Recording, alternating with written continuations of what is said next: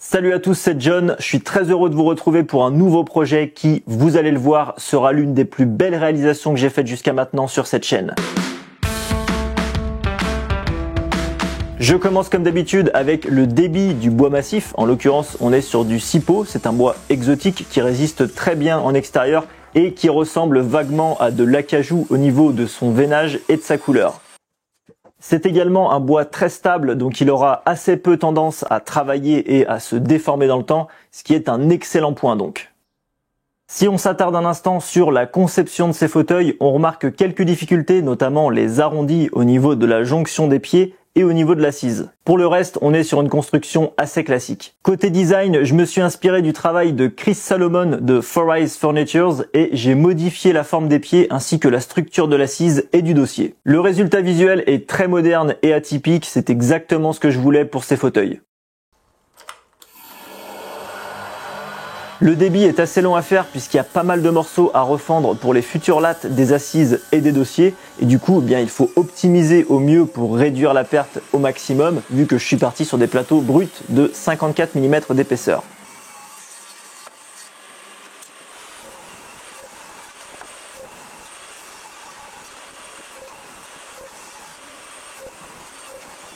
Je continue avec le dégauchissage d'un plat et d'un champ perpendiculaire sur chaque composant avant de passer le tout à la raboteuse. La quantité de copeaux qu'on génère à cette étape est juste colossale. C'est quelque chose que la plupart des non-initiés ignorent, mais même en ayant l'habitude, on est surpris à chaque fois. Et ce projet ne fait pas exception puisque j'ai évacué quelque chose comme 12 sacs de 100 litres.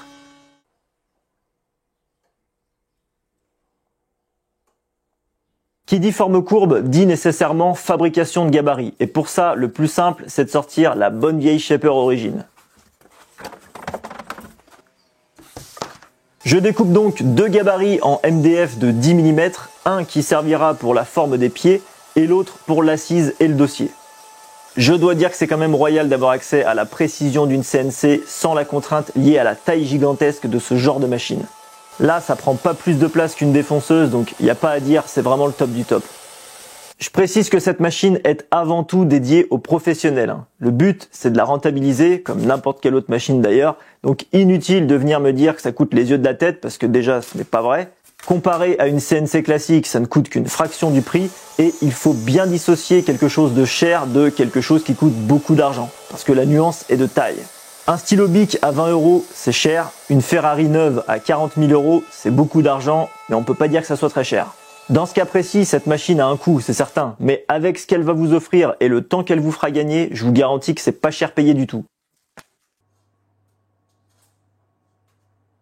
Je peux maintenant m'attaquer aux coupes d'onglets pour assembler les pieds, puisqu'on va devoir les assembler avant de leur donner leur forme.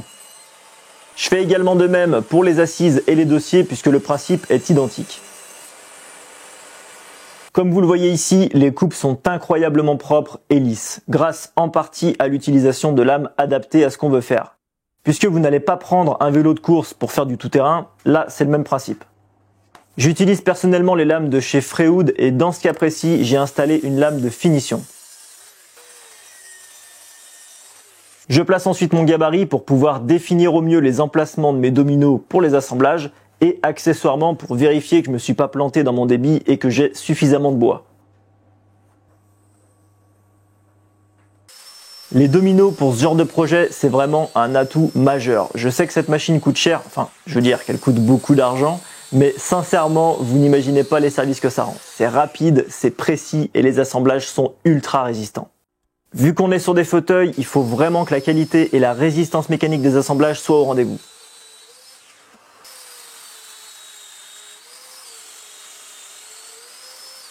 Pour assembler et presser correctement ce genre de pièces toutes tordues, il faut faire preuve d'un peu d'ingéniosité. Le plus efficace, c'est d'installer des cales sur les deux faces de chaque morceau de bois à assembler et sur lesquels on a collé au préalable un morceau de papier abrasif pour maximiser la friction et empêcher que les cales ne glissent au moment du serrage. Vu qu'on est sur du mobilier destiné à être en extérieur, il est primordial d'utiliser une colle étanche, donc de classe D4, que ce soit de la polyuréthane ou de la vinylique, peu importe, parce que oui, la vinylique en D4, ça existe. Ce qui importe avant tout, c'est la classe de résistance. À ce propos, je vois énormément de gens faire tout leur collage avec de la PU, même pour des projets de meubles en intérieur. Je vous le dis sincèrement, c'est ridicule et ça ne sert à rien. En plus, ce type de colle coûte extrêmement cher et la colle PU, écologiquement parlant, on a fait mieux. Sans parler du nettoyage des outils qui, au mieux, est compliqué, au pire, impossible. Donc s'il vous plaît, en intérieur, utilisez de la colle vinylique standard en classe D2 ou D3, ça fera parfaitement le job et vous pourrez tout nettoyer à l'eau. Les plus avisés d'entre vous auront sans doute remarqué que j'ai utilisé des dominos classiques en hêtre. Idéalement, il aurait fallu mettre des dominos en 6 pots. Je n'en avais pas sous la main et je n'avais pas le temps d'attendre d'en commander. Et vu la quantité de colle que j'ai mis dans les mortaises, théoriquement, ça ne devrait pas poser de problème dans le temps. Une fois la colle sèche, on peut enfin tracer le contour des formes qui nous intéressent et chantourner l'ensemble à la scie sauteuse. Je n'ai malheureusement pas de scie à ruban dans mon atelier, ce qui m'aurait fait gagner pas mal de temps à cette étape. Mais je dois dire quand même que cette scie sauteuse avale le bois comme je l'ai rarement vu. Et même sur 45 mm d'épaisseur, ça bronche pas et les coupes sont parfaitement d'équerre.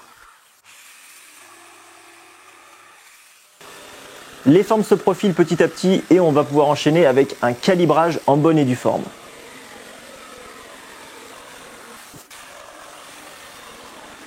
Pour ça, rien de plus facile. On colle nos gabarits en médium avec du double face et on passe le tout à la défonceuse sous table en utilisant une fraise à affleurer suffisamment longue pour usiner toute l'épaisseur de bois en une seule passe. Le roulement à billes viendra s'appuyer sur le gabarit et la fraise découpera tout ce qui dépasse.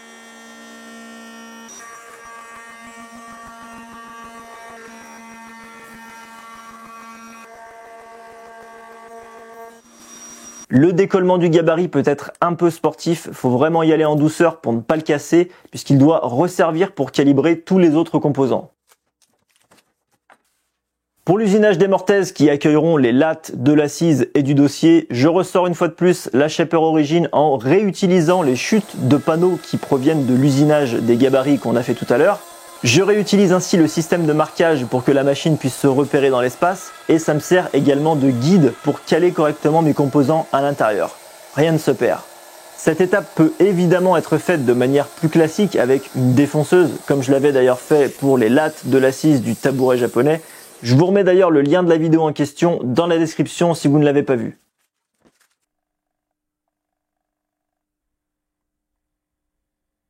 Sur la conception initiale, j'avais prévu de faire un simple chanfrein sur les arêtes extérieures, mais finalement, je me dis qu'un gros quart de rond serait beaucoup plus joli. Et vous verrez à la fin que je me suis pas trompé. Au passage, je remercie mon partenaire Freewood pour la qualité de leurs fraises parce que le résultat est absolument parfait, même sur les parties usinées à contre-fil, et ça, tout le monde ne peut pas en dire autant. Ce changement des chanfreins au profit des quarts de rond, c'est typiquement le genre de choses qui a un impact non négligeable sur le temps de fabrication, déjà parce qu'il faut faire 2 passes, et ensuite parce que le travail de ponçage sera infiniment plus long. Je profite que la machine soit pointée pour faire les quarts de rond sur les champs des lattes, puisque ces dernières doivent s'insérer dans des mortaises arrondies.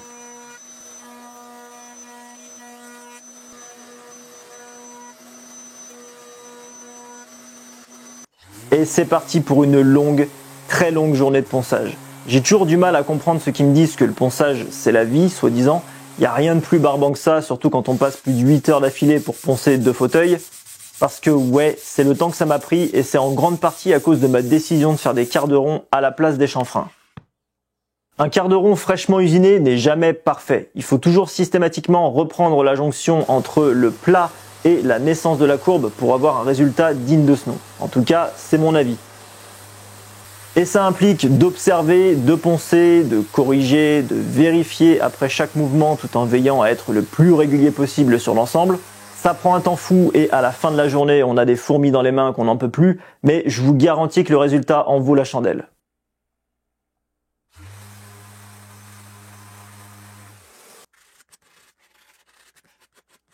Dernière étape avant d'appliquer la finition, je coupe toutes les lattes à leur longueur finale.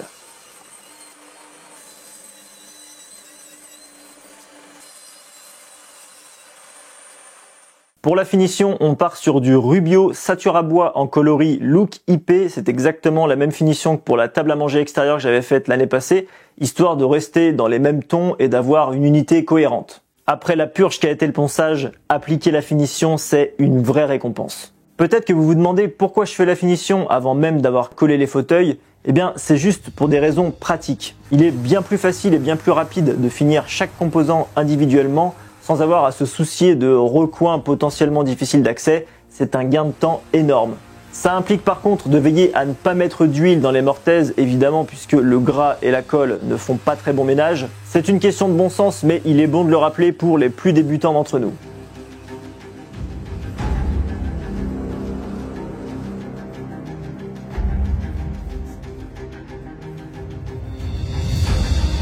On y est presque, il est temps d'effectuer le collage final.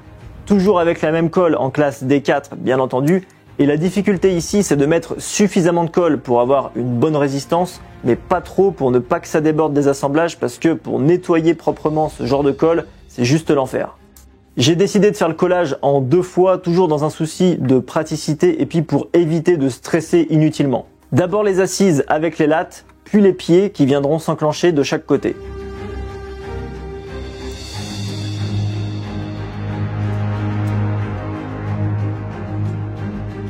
Tout se met en place sans forcer, c'est nickel, un petit coup de serre-joint et les fauteuils sont terminés.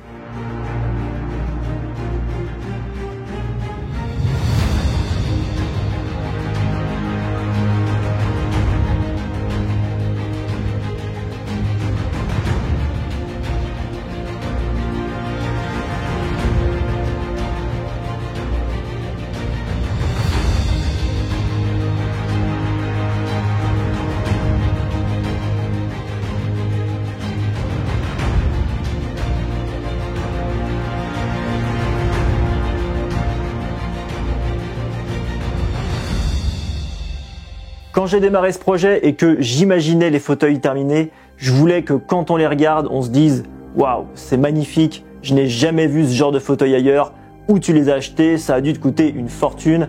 Eh bien non, puisque c'est moi qui les ai faits. C'est aussi ça qui est génial et que je voulais mettre en avant dans cette vidéo parce que quand on fabrique ses propres meubles, on peut s'offrir des choses potentiellement inaccessibles ou potentiellement impossibles à obtenir autrement, mais surtout des pièces uniques que vous ne verrez nulle part ailleurs.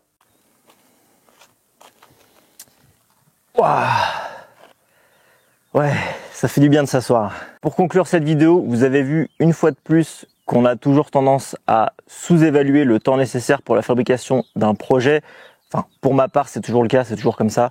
Je me dis, tiens, je vais faire tout ça dans une journée et au final, j'arrive même pas à faire la moitié et la journée est déjà finie. Après, c'est comme pour tout, quand on prend le temps de faire les choses correctement, en général, le résultat est à la hauteur. Et c'est le cas ici avec ces fauteuils. Enfin, j'estime que c'est le cas, vous me direz ce que vous en pensez en commentaire. Le design global y est pour beaucoup, bien sûr, mais ça ne fait pas tout puisque derrière, il faut fabriquer l'objet en question. Donc voilà, franchement c'était très intéressant. La fabrication de chaises et de fauteuils de toute façon en ébénisterie ça reste toujours le plus compliqué je trouve, ça demande énormément de temps et quand on a plusieurs, en général on fait pas un seul fauteuil ou pas une seule chaise donc le temps s'additionne également. Il y a vraiment des ébénistes qui sont spécialisés dans la fabrication de fauteuils et de chaises. Je pense par exemple à l'atelier Monnier que vous pourrez découvrir sur Instagram qui font vraiment un travail extraordinaire. C'est vraiment très inspirant. On est encore loin de ça ici avec ce projet-là, mais c'est quand même très formateur et c'est ce qui est intéressant. J'ai eu pas mal de demandes sur Instagram concernant justement la disponibilité des plans de fabrication de ces fauteuils. Ils sont disponibles sur mon site internet et comme d'habitude ils sont gratuits pour les élèves de ma formation Apprendre l'ébénisterie. Maintenant que les fauteuils sont faits, il y aura une prochaine vidéo qui sortira sur la suite de la fabrication du salon de jardin avec une banquette de 3 mètres de long et une table basse pour compléter l'ensemble. Donc je vous invite fortement à vous abonner si ce n'est pas encore le cas, ne serait-ce que pour ne pas louper ce prochain épisode.